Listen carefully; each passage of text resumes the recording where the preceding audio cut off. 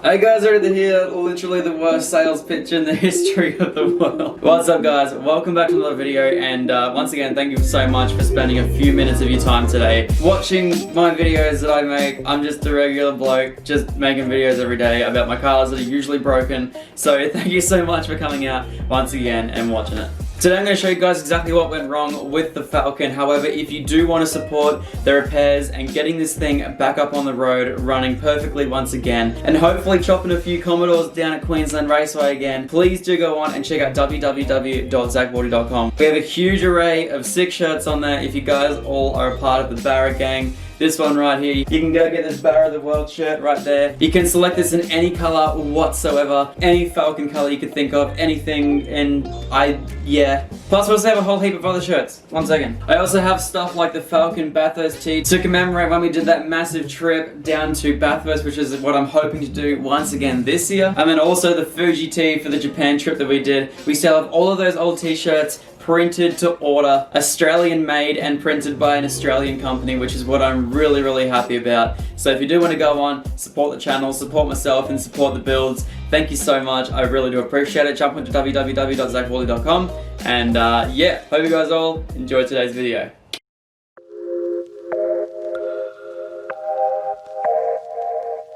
See you, Dougie. Love you.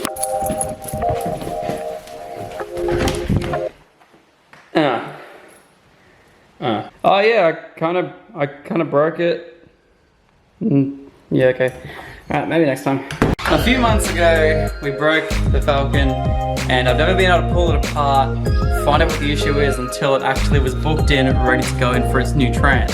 At this point in time, obviously, I've been told by a lot of people that the trans was the issue, and trans was the issue, thank God, but now I can finally show you guys today exactly what went wrong with my 620 horsepower Falcon. Now today there was a few things I wanted to get out the way. First of all, the skyline, I have to go and try and fix a vacuum leak, which I think may have hit something hot and either just split it or done something crazy, because it was idling like just junk yesterday. So I'm going to try and fix all that, make sure the ISCV and everything is all 100% purely done, and if I can't find out anything today, I'm going to have to get a boost leak tester and then test for any vac leaks, because that could become an issue.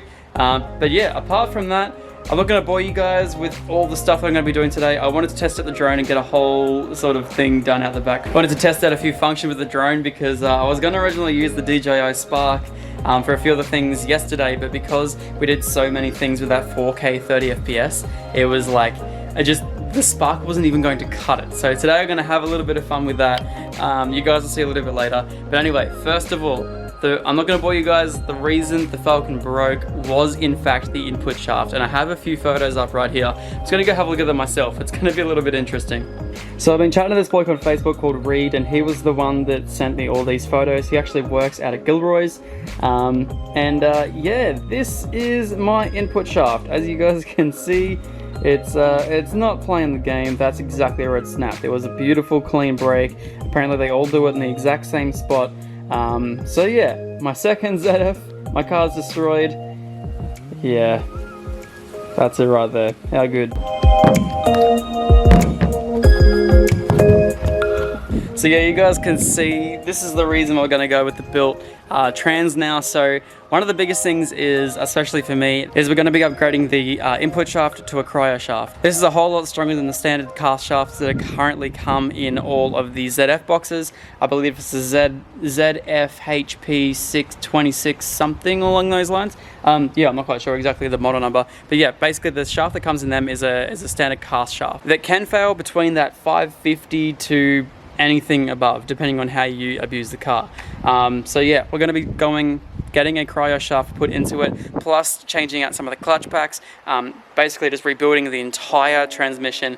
It's already there at Gilroy's and it's already all apart, so hopefully we should get the Falcon back very soon. Now the servo's planned, while it's all nice and cool at the moment, there's a nice breeze rolling through, I'm going to quickly mow the lawns. Now there is a few modes on this drone. Now please hear me out, there's a few modes on this drone that I actually didn't know about. So before I jump into the skyline, if you guys want, skip through to the end of this video, I don't really mind. All of the information about the title and thumbnail is already out the way. But if you guys want to stick around, feel free to stick around. I'm keen. So I'm going to set the drone up out the back, and I'm going to mow the lawn, and it's going to like follow me and do cool stuff. So you guys will see that right now.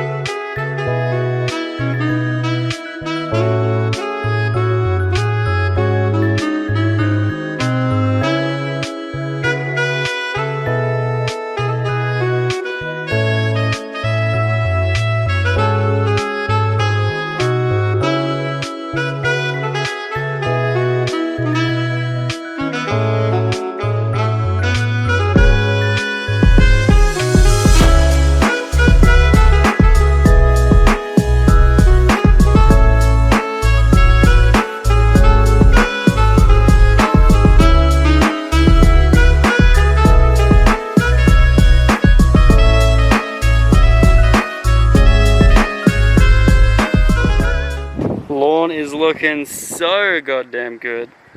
I didn't do the edges or anything crazy just yet because we're having a fireplace out here tonight, and so we're going to set it up on the lawn.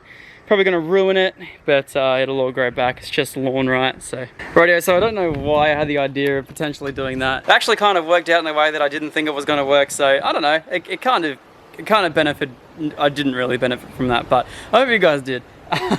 Yeah. Lawn's looking really good. We're gonna have a little bit of a fire out here tonight with Riley and Alex and a few other people. Yeah, just thought I'd make it all nice and pretty. We're gonna get a fireplace all set up out here, and hopefully no mozzies come, because where I am, it's kind of like mosquito central. We're pretty close to the river down that way too, so it's a little bit annoying, but it's looking very sharp, very snazzy, and there's no more big bits that don't need to be filled. So super stoked, bro.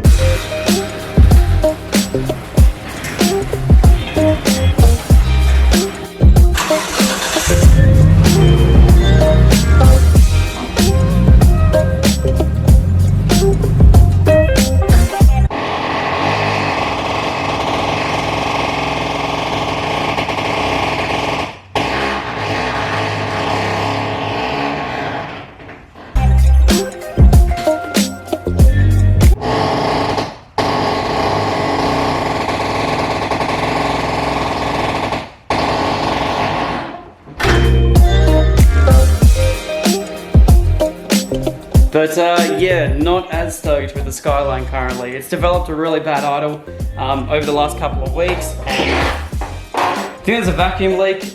It hasn't been terrible on idle. When it's cold, it still stays around that 1000 mark. And then once it's stopped at the stoplights and it's just chilling there without aircon, roughly idles between the 700 when aircon's on. It does funky things. The aircon in this car drains so much power, it's not funny. So I'm gonna have a little look through the 33 at the moment to see if I can find any boost leaks or any vacuum leaks whatsoever. I'm kind of thinking it's gonna be something so incredibly small that it's just, yeah, it's. You guys would have seen it in yesterday's video, just up on the mountain idling. It was very hot yesterday. I'm kind of thinking that might be another reason, but it shouldn't be enough to make it idle that crazy. So yeah, I'm just gonna make sure, go through everything, check everything. But apart from that, this car, for its daily duties that it's had over the last 2 months, has been just perfect. So anyway, we'll have a little look into it. We'll see what we can find.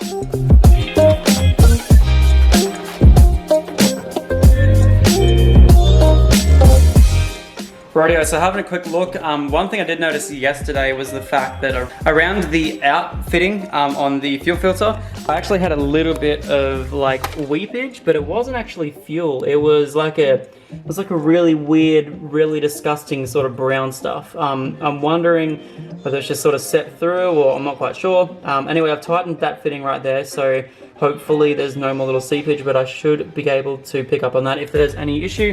Yeah, that's the only thing I was able to find. Everything's all tight. All the vac lines are all good. Like literally, there's no issues whatsoever with the whole car at the moment that I've been able to find anyway.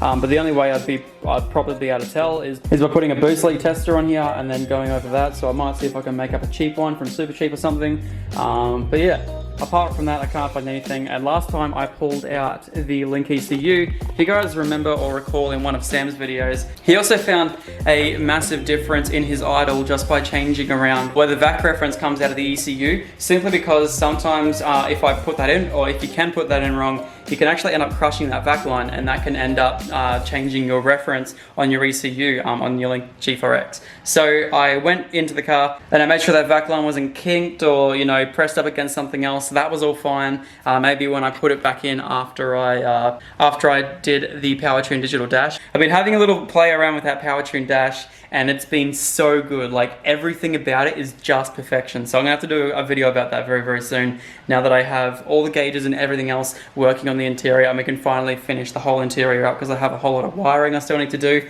But yeah, I guess the next thing I really want to do on this car, if you guys saw, it was breathing super hard at the track. So what I want to do, I'm going to be getting rid of this janky solution of a catch can, because if you guys remember, the only way we were able to run a catch can was by going into this and then going into these two little bits, and then yeah, it just wasn't going to work. ATP, I believe, make a really good catch can. I think it's about $400, and it goes in and it sits up in this little corner right here, which will take it away, I guess. If there was any leakage, it would sort of go down that way. But due to my experience with fires very recently, there is a few things that I want to do beforehand. So I believe Russell from Cap Industries, have been having a chat to him very recently. He's going to be sending me out a fire extinguisher and bracket kit for this car right here. So that's going to be going in very, very soon. But not only that, I really want to do a power steering relocation, because this one right here is actually seeping down the very bottom due to those hose clamps and stuff. So I really want to get some new lines made up and take them and put them around to the cold side of the engine. And I also want to do the same thing with the catch can as well. Whether I'm happy with mounting it up the very back here, and then maybe making like a shield or something like that, and having an overflow go down to the bottom of the car, so that way if it does spill over, it doesn't go on to the turbo. That would be my second sort of preference, but first preference, obviously, I want to try and put a catch can up the very back there. I just feel like that'd be a little bit safer. And I'm going to try and do the same thing with the Falcon too, is try to get rid of everything that could potentially catch fire off the hot side of the engine. So yeah, that's the goal. I've been looking up Mishimoto radiators as well very recently. I don't know, I've been making like a whole catalog list of parts for this car, of stuff that I really want but cannot afford, but stuff that I want to do over time. Before I go with like an angle kit or anything crazy, I definitely want to get this thing up to par. Cooling wise, even though it's had no issues already, I know that it will arise in the future, especially coming into summer. So that's going to be my biggest thing, is trying to get cooling sorted. So I'm going to see if I can get one of those radiators. And also because this is pulling quite hard on this, I know for a fact that with a few sessions that I'm going to end up cracking my radiator eventually. I don't know yet, but eventually. So we'll find out. I also want to get a plate made up for here. I think GK Tech make them, but I want to get that sorted ASAP. And also a fan shroud, because I don't have one of them. I believe Mishimoto also makes a alloy one, but I really want to have a go making one myself as well. It should be fairly easy with a bit of tin, and see what I can do.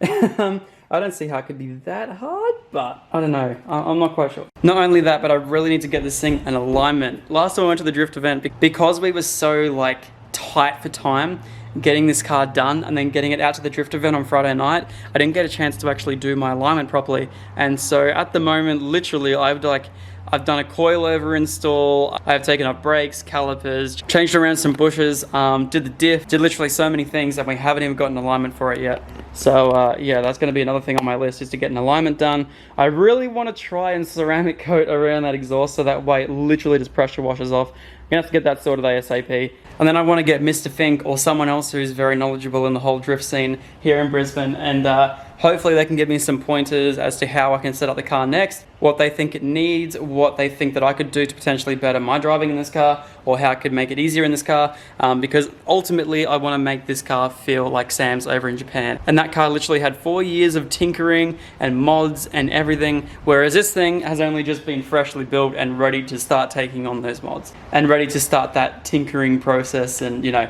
yeah, just that whole thing. Plus, I've also been waiting for my own Falcon to rock up back at my shed, and then we can start using that more so for a daily, and I can use this thing for what its original purpose was, and that was to go out drifting. It's gonna be so cool. Literally, as soon as the Falcon gets back, I'm gonna have 2 working cars again. It's been months. Actually, I don't think it's ever happened before. So guys, tonight we're having a little bit of fun out the back. So, did all the lawns today. We got Alex's fire pit just chilling at the back there because we're back on a bushland for a couple of Ks. So yeah, we got a whole heap of firewood. Also got a whole heap of cardboard that we have sort of lying around, so we're going to be able to burn all that off.